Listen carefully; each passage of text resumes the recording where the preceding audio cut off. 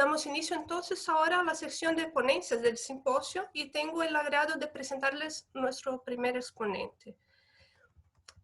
Gianfranco Castro es bioingeniero de la Universidad de Concepción y doctor en Ingeniería Química y Biotecnología de la Universidad de Chile, habiendo realizado una pasantía doctoral en Reino Unido y realizado posteriormente estancias postdoctorales en la Universidad de Chile y en las universidades de Newcastle en Inglaterra y Aberdeen en Escocia.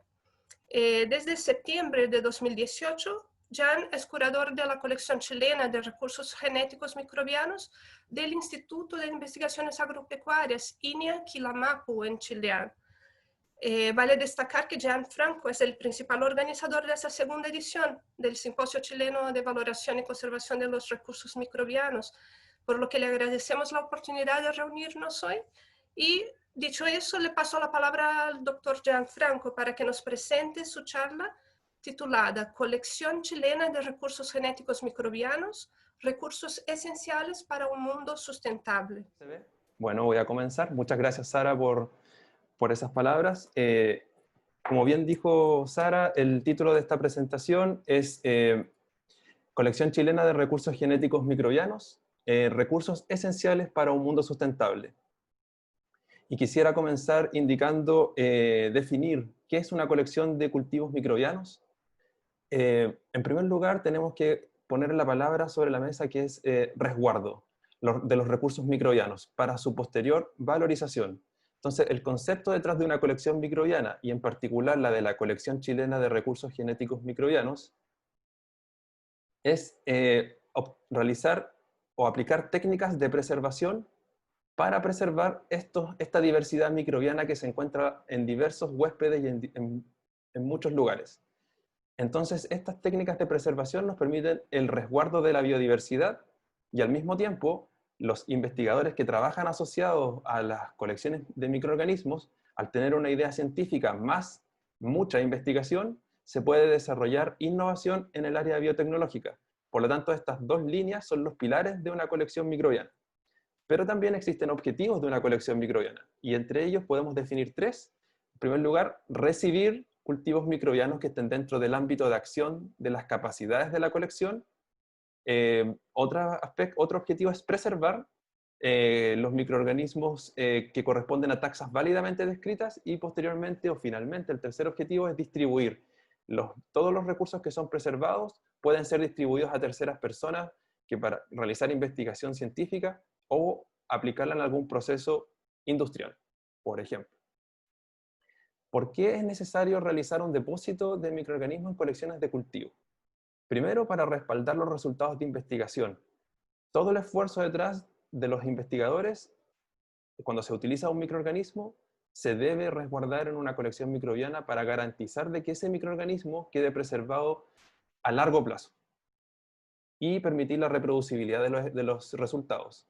También revistas científicas exigen que estos microorganismos sean depositados en colecciones microbianas, y además permite mantener copias originales de cepas preservadas a largo plazo.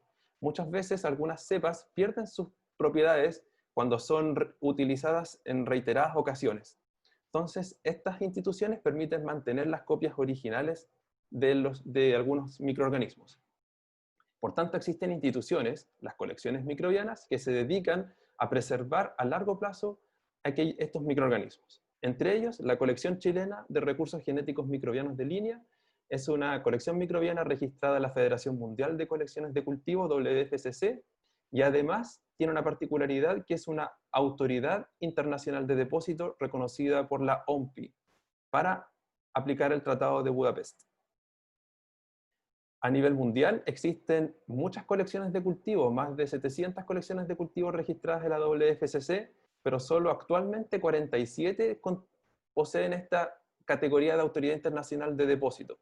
¿Y para qué sirve o para qué algunas colecciones tienen la categoría de autoridad internacional de depósito? En los procesos de patentamiento de procesos inventivos que utilicen microorganismos, es necesario que ese microorganismo que genera el producto, por ejemplo, tiene que ser preservado en el tiempo. Por lo tanto, y también ser reconocido internacionalmente ese depósito cuando se necesite realizar o solicitar la patente en diversos países. Entonces, se utiliza el servicio de preservación de una autoridad internacional de depósito para depositar un microorganismo. Y ese microorganismo, ese depósito, es reconocido de forma a nivel mundial. Y existen 47 instituciones de este tipo que se dedican a esto. La CCH-RGM fue la primera autoridad internacional de depósito de América Latina que inicia sus operaciones como colección en 2012 de forma oficial. Está registrada la WFCC, como les indicaba, y hasta ahora en su catálogo incluye 232 depósitos públicos, 48 privados y 167 depósitos privados para fines de patentamiento, que esta categoría es exclusiva para colecciones IDA o colecciones de Autoridad Internacional de Depósito. Nos encontramos en la ciudad de Chillán, específicamente en la región de Ñuble, y el Banco de Recursos Genéticos Microbianos tiene 4 laboratorios. Uno de ellos es la Colección Chilena de Recursos Genéticos Microbianos, y existen otros 3 laboratorios que voy a detallar a continuación. En el caso de la Colección Chilena de Recursos Genéticos Microbianos, se realizan depósitos de cultivos, distribución de microorganismos, y también realizamos capacitaciones sobre colecciones microbianas. El Laboratorio de Microbiología Aplicada es un laboratorio de servicios, que ya les voy a explicar cómo se integran todos estos laboratorios, y realiza diagnóstico fitopatológico y capacitación en esa área. Hay un laboratorio de identificación molecular que ofrece también servicios en esta área, y laboratorio de bioprocesos para verificar calidad de bioinsumos. Además de realizar servicios como institución, realizamos investigación, que les voy a mostrar al final de la presentación. El Banco de Recursos Genéticos Microbianos de Línea pertenece a una red de bancos que está conformado por 6 bancos. 5 de ellos son de recursos fitogenéticos, algunos mantienen colecciones vivas de recursos fitogenéticos y otros mantienen, como los bancos base, mantienen semillas en el largo plazo. ¿Cómo se realiza la preservación de los microorganismos? En la CCH-RGM existe personal dedicado y también instalaciones dedicadas para la preservación. En primer lugar, nuestra primera preocupación son las medidas de seguridad, mantener tanto la seguridad para la persona que trabaja con microorganismos como para mantener la seguridad de la esterilidad de los procesos. Y también tenemos métodos de preservación, utilizamos 2 principalmente, que es la liofilización y la criopreservación. En cuanto a la liofilización, que es el secado en frío de una muestra microbiana, partimos con un cultivo microbiano, que es esta botellita que se ve aquí, que se congela. Luego, a través de este equipo, se ponen los botellitas en el equipo, se utiliza una bomba para generar vacío, y mientras está congelado esto, al disminuir la presión, se genera la sublimación del agua sólida a vapor. Y luego se genera esta torta seca de lo que queda de la solución más el microorganismo. Y la ventaja de este método es que permite preservar un microorganismo sin requerir suministro adicional de electricidad ni otro insumo como el que vamos a ver a continuación. Entonces esa es una ventaja de la liofilización. Y por otro lado tenemos la criopreservación, donde la muestra es preservada a temperaturas inferiores a -80 idealmente, y lo mejor es utilizar nitrógeno líquido o temperaturas inferiores a -150 grados Celsius. En la CCH-RGM tenemos un congelador a -80 que nos permite mantener colecciones que son de trabajo, las que usamos a diario en nuestras investigaciones, por ejemplo. Sin embargo, en el ultracongelador a -150 preservamos aquellos microorganismos que nos lleguen de depósito y que están oficialmente preservados, al igual que en el caso del nitrógeno líquido. Y en este caso, en el caso del nitrógeno líquido, se requiere un suministro constante de este insumo,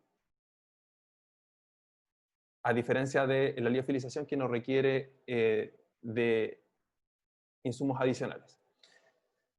Las colecciones microbianas preservadas en la CCH-RGM, en primer lugar, tenemos 3 categorías de depósito. Ustedes, los espectadores, pueden tener muchas investigaciones o han participado de investigaciones en el cual han usado microorganismos y muchas veces esos microorganismos quedan guardados en un congelador o en cultivos vivos, pero se publicó el resultado, se sacó una patente, por ejemplo, o está en proceso de sacarse una patente y el microorganismo está en un refrigerador, por ejemplo, y no se deposita en una colección que le da las garantías de mantener los cultivos en el largo plazo. Entonces nosotros mantenemos tres tipos de categorías de depósito. En el caso primero, depósitos públicos, en el cual un microorganismo depositado puede ser solicitado por un tercero para distribución para fines de investigación. Es un servicio gratuito de depósito. Y allí principalmente van los trabajos de descripción de cepas tipo, de trabajos de tesis que son públicos. Los privados también pueden ser cepas utilizadas en trabajos de tesis, pero que quizás se está desarrollando algún proceso asociado al uso de ese microorganismo. Por lo tanto, si necesitan resguardarlo de manera apropiada y correcta, pueden utilizar este servicio privado que tiene una tarifa que se va renovando anualmente, y todos esos detalles los pueden encontrar en la página de la colección. Y finalmente, en la categoría IDA, que solo lo tienen estas 47 colecciones a nivel mundial, permite preservar el microorganismo durante 30 años bajo los términos del Tratado de Budapest. Y este se usa para fines de patentamiento, y a diferencia del anterior, que el privado, que no necesariamente puede ser para generar una patente. Tenemos colecciones de trabajo en la CCH-RGM que son colecciones acumuladas de proyectos de investigación, incluso previo a la formación de la CCH-RGM. Y aquí tenemos que un gran porcentaje son hongos entomopatógenos o colección de hongos de fitopatógenos, que también son importantes para nuestra actividad. Y también recibimos cepas microbianas tipo, como estas que les muestro de ejemplo. Son dos que se han depositado a finales del año pasado y este año. Una son 3 especies de hongo, y una es un nuevo género que se depositó también en la CCH-RGM. Para solicitar una cepa, nosotros de forma temporal, mientras depuramos el catálogo, que va a estar en línea, esperemos pronto, tenemos este catálogo que está en la página de la WFCC. Este enlace que está acá, gsm.wfcc.info, aparecen las instrucciones de cómo acceder al catálogo de la CCH-RGM para ver los microorganismos que están disponibles. Para que ustedes puedan realizar un depósito en nuestra colección, es necesario en primer lugar ponerse en contacto con el curador, que en este caso soy yo, y se evalúan temas tales como nivel de riesgo de bioseguridad del microorganismo, la identificación del microorganismo, si fue solo morfológica, fue molecular, qué tipo de genes se utilizaron, etc. Y verificación de los medios de cultivo para saber si somos capaces de preservar el microorganismo. Luego, si pasa la fase de admisibilidad del depósito, viene la fase de enviar la muestra de microorganismo. Y en esta fase, ustedes deben enviar un formulario que también está en la página web. No quiero entrar en esos detalles, pero a modo general, el paso 2, ustedes ya pasaron la fase de admisibilidad, nos envían el microorganismo y nosotros realizamos una inspección primaria, vemos cómo llega el cultivo, le asignamos un número de ingreso, que no es el número de colección final, y luego se realiza el procesamiento para verificación de que efectivamente el microorganismo está puro, y hacemos algunas pruebas de microscopía para verificar pureza. Luego realizamos la preservación, y en este caso vamos a dar el ejemplo de preservación en congelador. En primer lugar realizamos un descenso programado de la temperatura para llegar a estos menos 150, se utiliza un dispositivo especial.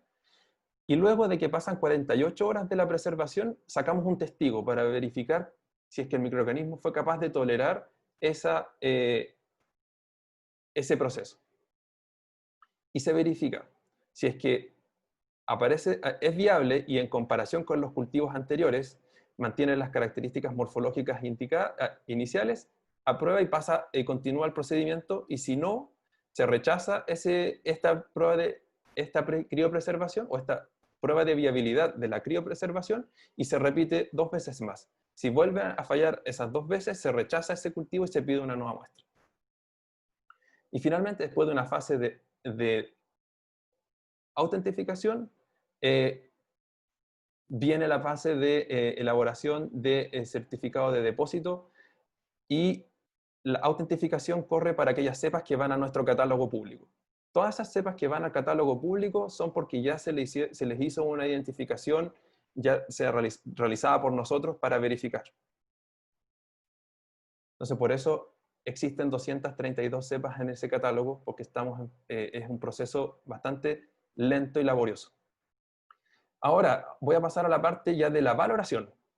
En este caso, en el área agro, donde está inserto la colección chilena, que es el INIA, el Instituto de Investigaciones Agropecuarias, existe un cambio de paradigma en disminuir el uso de aplicación de agroquímicos y pasar al uso o complementar el uso de los agroquímicos para reducir su uso, ya que tiene efectos dañinos a la salud humana y en la calidad del suelo, utilizar microorganismos para el control de ciertas enfermedades o ciertas plagas. Y aquí voy a proceder a dar algunos ejemplos, pero antes de eso, ¿qué microorganismos debemos buscar?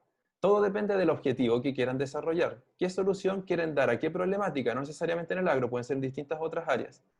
Y allí, nosotros, en el caso de nosotros, les había comentado que tenemos líneas de búsqueda, por ejemplo, búsqueda de microorganismos fitopatógenos, es decir, aquellos que atacan plantas, búsqueda de microorganismos benéficos para las plantas, y aquí tenemos, por ejemplo, microorganismos que son micopatógenos, es decir, aquellos que puedan ser capaces de matar otro patógeno, promotores del crecimiento vegetal, y búsqueda de microorganismos entomopatógenos, que son aquellos que atacan y matan insectos, por ejemplo, plagas. Y todo esto nos permite conformar una colección de cultivos.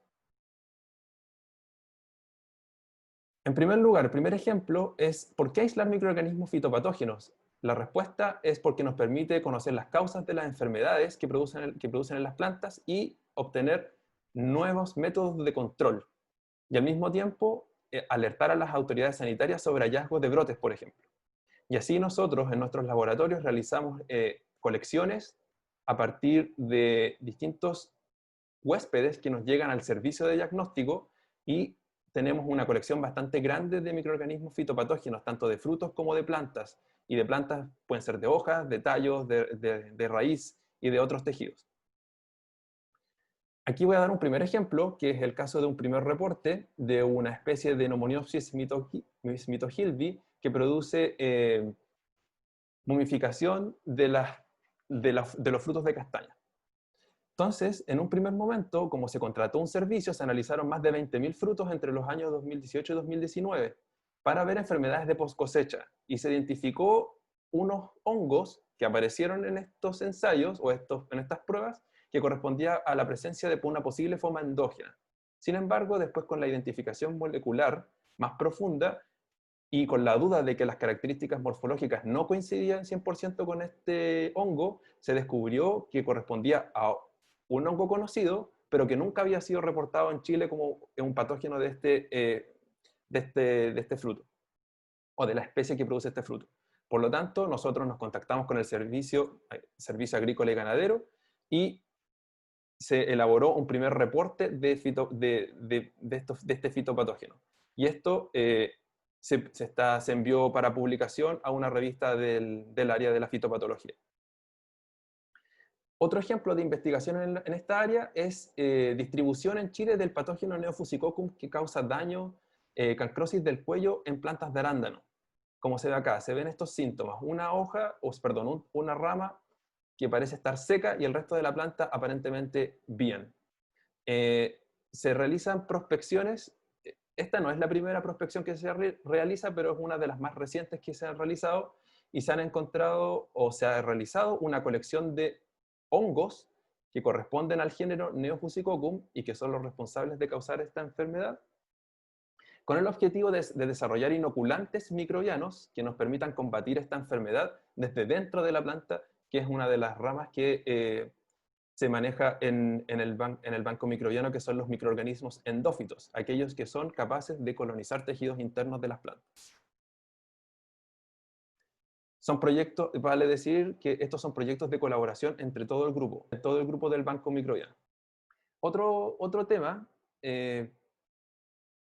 para poder combatir estos hongos fitopatógenos, se necesita utilizar microorganismos que sean beneficiosos. Entonces, uno de los ejemplos son los hongos fitopatógenos, pero existen muchas otras aristas en el área de la agronomía que se pueden ser abordadas. Por ejemplo, mejorar la germinación de ciertas plantas. Por ejemplo, aquí mostramos un ejemplo de Solanum fernandesianum, que tiene una baja tasa de germinación de forma natural. Entonces, ¿es posible mejorar su germinación?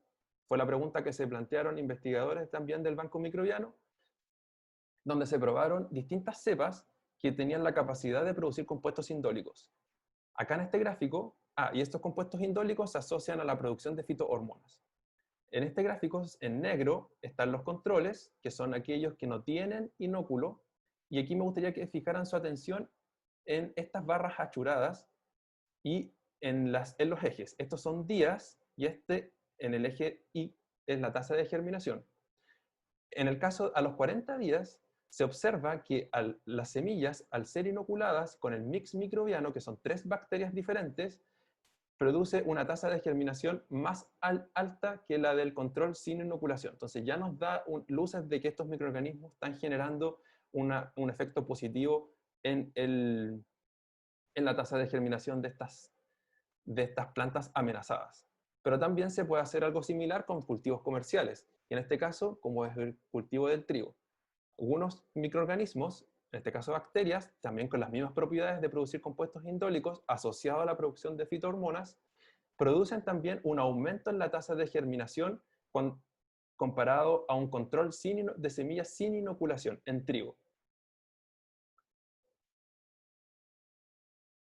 Y estas semillas también, cuando fueron plantadas, o sembradas, mejor dicho, con la fertilización normal se obtuvo este resultado que se ve a la izquierda.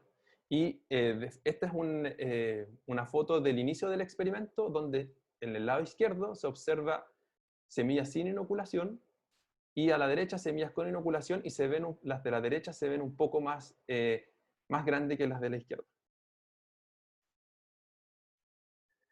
En este mismo ejemplo, después al final del experimento en campo, que es este que les mostré en la diapositiva anterior, se evaluó el rendimiento en quintales por hectárea. Y se observa que en comparación a la semilla no inoculada versus la semilla inoculada, hay un aumento en el rendimiento de al menos cerca de un 15%.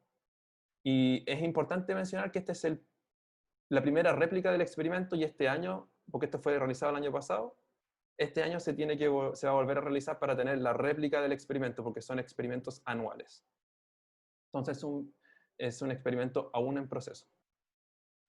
Otro ejemplo es búsqueda de microorganismos controladores de fitopatógenos, como aquellos que les mostré al principio, como por ejemplo Neophysicoccus y Nomoniopsis.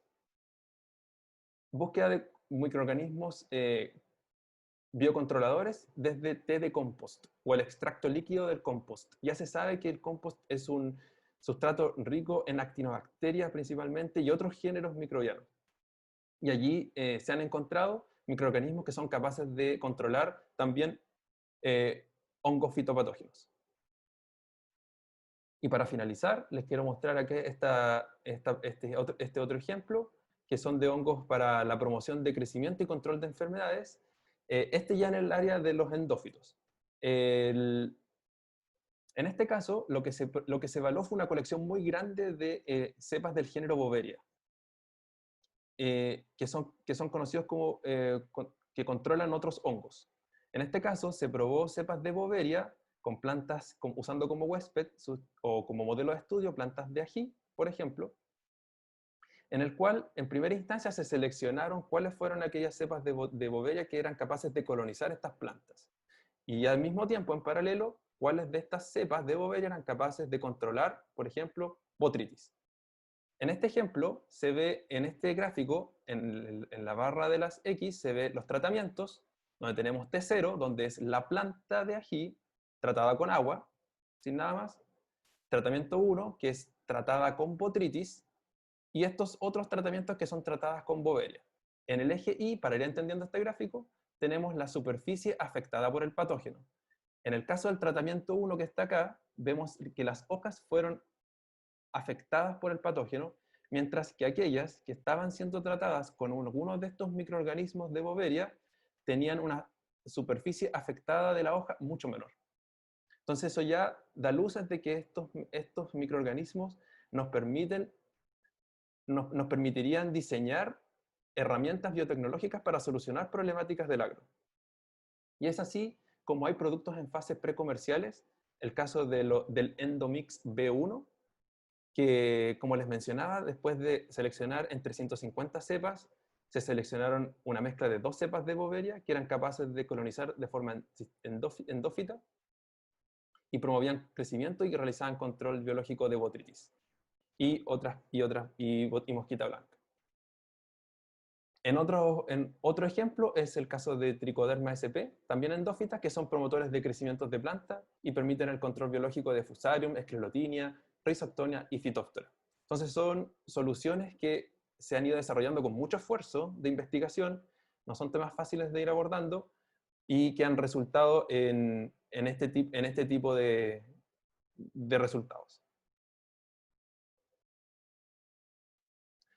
Como conclusión, entonces, los microorganismos son recursos esenciales para el desarrollo de innovaciones en biotecnología y las colecciones microbianas son instituciones que se dedican a preservar microorganismos a largo plazo y son un reservorio de material genético para el futuro. Y también las colecciones ofrecen servicios a la comunidad para la preservación, identificación molecular, aislamiento de microorganismos y capacitaciones también.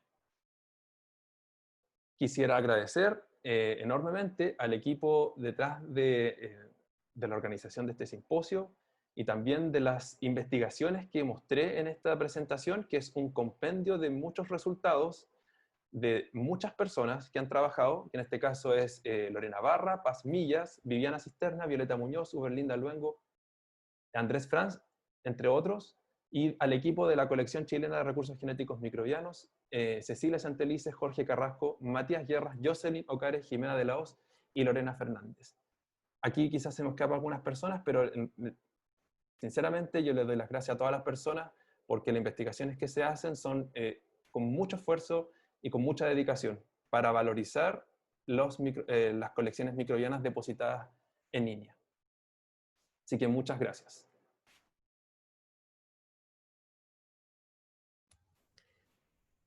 Muchas gracias, Jean, por tu excelente presentación. Tenemos acá algunas preguntas de los asistentes que te quiero hacer llegar.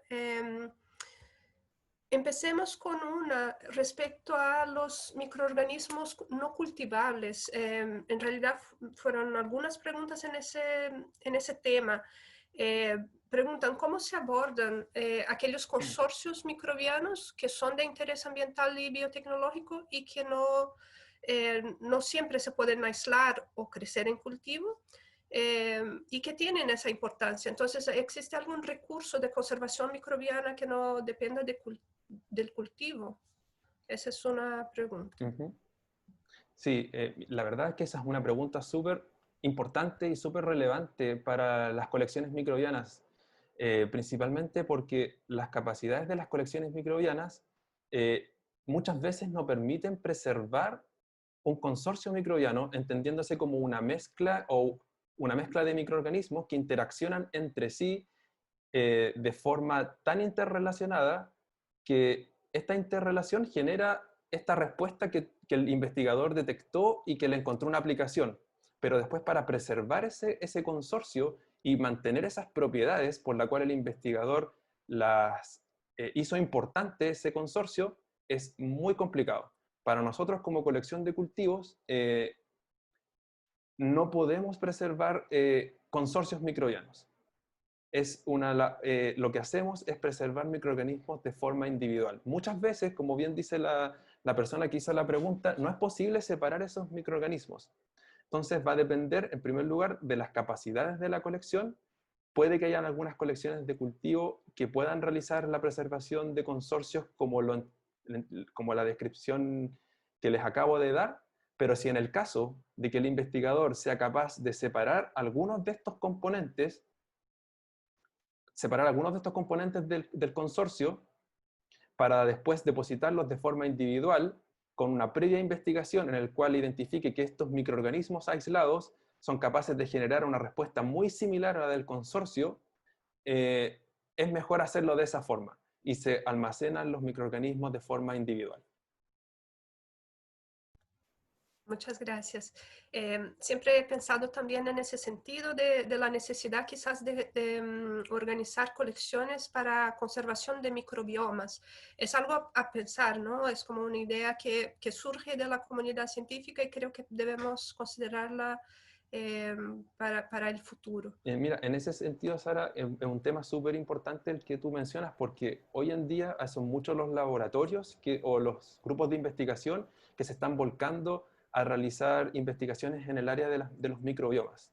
Y muchas veces uno quisiera preservar o almacenar sus muestras para realizar, no sé, NGS o secuenciaciones masivas posteriormente, y muchas veces los métodos de preservación fallan.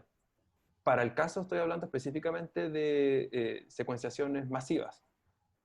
Entonces es un tema súper delicado de abordar, porque son temas de consorcio que muchas veces es distinto mantener la viabilidad de un microorganismo que mantener la viabilidad de muchos otros microorganismos y que además algunos de ellos no puedes cultivar. De acuerdo. Paso entonces a una próxima pregunta, Jan. Bueno, preguntan sobre los potenciales usos. Creo que tu presentación ya mencionó muchos de ellos. Pero preguntan interesantemente, ¿cuál es la mayor fuente de biodiversidad microbiana en Chile? Y si hay catastros de proyectos dirigidos a eso, a buscar esa biodiversidad microbiana. ¿Nos puede contar algo respecto a eso? Sí, la verdad es que esa es una pregunta o una pregunta que la respuesta yo creo que costaría muchísimo, una pregunta científica muy buena que costaría millones de dólares de responder. Pero lo que sí te puedo contar, la experiencia que yo tengo, que a priori uno pensaría que hay ambientes, pensemos en Chile, hay ambientes que son estériles o desprovistos de vida. Sin embargo, se ha descubierto que, por ejemplo, los suelos del desierto, por el contrario a estar estériles, están llenos de vida microbiana, microscópica que no se ve. Y personalmente estuve involucrado en un proyecto del desierto de Atacama en el cual se estudió la biodiversidad de suelos del desierto, y yo te puedo comentar que existe mucha diversidad inexplorada, y eso sin considerar la diversidad de los salares, que también pueden ser considerados ambientes extremos y con poca diversidad, pero todo lo contrario. Y así como hay otros ambientes mucho más ricos en materia orgánica en el cual se desarrollan otros tipos de microorganismos. También han habido investigaciones en las cuales se han explorado cavernas que se han descubierto recientemente y que los investigadores dicen que nunca había sido abierta, por ejemplo, esa caverna, y se han encontrado también microorganismos y con una diversidad única también. Por lo tanto, cualquier ambiente posee diversidad microbiana por explorar. Y respecto a la segunda parte de la pregunta del catastro, yo la verdad desconozco si existe algún repositorio de ese tipo con las características que menciona la persona que hizo la pregunta, pero es posible que existan antecedentes en las bases de datos de ANID sobre proyectos de prospección microbiana, por ejemplo. Pero no sé, no podría responderte con un dato concreto respecto a eso. Ya, pero ustedes tienen un proyecto, ¿no? De aislar y, bueno, hacer un repositorio de microorganismos del Maule, ¿verdad? Un FIC. Sí, sí, ese es un proyecto que está andando, que corresponde a, como bien dices tú, a recolectar muestras de distintos lugares de la región del Maule con el objetivo de aislar microorganismos. Pero a lo que mencionaba, y que tienes toda la razón, Sara, en traerlo acá a la discusión, pero no sé si existe un repositorio de proyectos que se hayan realizado, por ejemplo, a lo largo de Chile, donde se diga que tal proyecto se dedicó a aislar tales microorganismos y que tales microorganismos existen. En este caso, eso sí se va a hacer, ya que estos microorganismos de la región del Maule que se están aislando en estos momentos van a quedar preservados de forma pública en la colección chilena de recursos genéticos microbianos. Entonces ese sería un ejemplo de un catálogo público microbiano asociado a una prospección microbiana en, en una de las regiones de Chile. Sí, yo creo que sí, y básicamente también sirve como ejemplo, ¿no?, de proyecto, y creo que otros deberían también surgir, ¿no?, Sí. para poder justamente identificar esas regiones. Y considerando el tiempo, haré una última pregunta, Jan, que es respecto a la capacitación. Me preguntan sobre las posibilidades de realizar, por ejemplo, diplomado en conservación de recursos microbianos, y también la dificultad de empezar una colección de cultivos, ya que no hay tantos especialistas en taxonomía clásica. ¿Qué nos puede contar sobre la capacitación de personas en esa temática? Sí, mira, gracias por la persona que hizo esa pregunta, porque la verdad, yo me preguntaba si es que de verdad en las personas existe interés en esta área al nivel de lo que se está solicitando a esa persona, que en este caso sería un diplomado en conservación o preservación de microorganismos o manejo de colecciones microbianas, establecimiento de colecciones microbianas con métodos apropiados. Me parece que es una idea que que nos permitiría plantearnos la posibilidad de liderar este tipo de iniciativas, como por ejemplo cursos específicos o diplomados. Lo que sí concretamente tenemos ahora como colección chilena de recursos genéticos microbianos en INIA son cursos y capacitaciones que hacemos. Tenemos dos tipos de capacitaciones, una que es la teórica y otra que es teórica práctica. En la teórica son 5 charlas, que de hecho son las que vamos a hacer en el mes de noviembre y que se van a sortear cupos. ¿Y qué se las hacemos? Son 5 temáticas las que abordamos, que ya les voy a mostrar más adelante al final de este simposio. Y el otro es el práctico. Nosotros tenemos distintos módulos donde abarcamos temas de preservación, evaluación de viabilidad, identificación molecular y muchas otras aristas que se necesita abordar cuando un investigador se embarca en esto de formar una colección microbiana, pero con los protocolos bien establecidos. Perfecto, Jan. Muchísimas gracias por su participación. Tenemos entonces que pasar a la próxima presentación. Agradezco entonces a todos por la participación en el chat, ¿no?, en hacer las preguntas.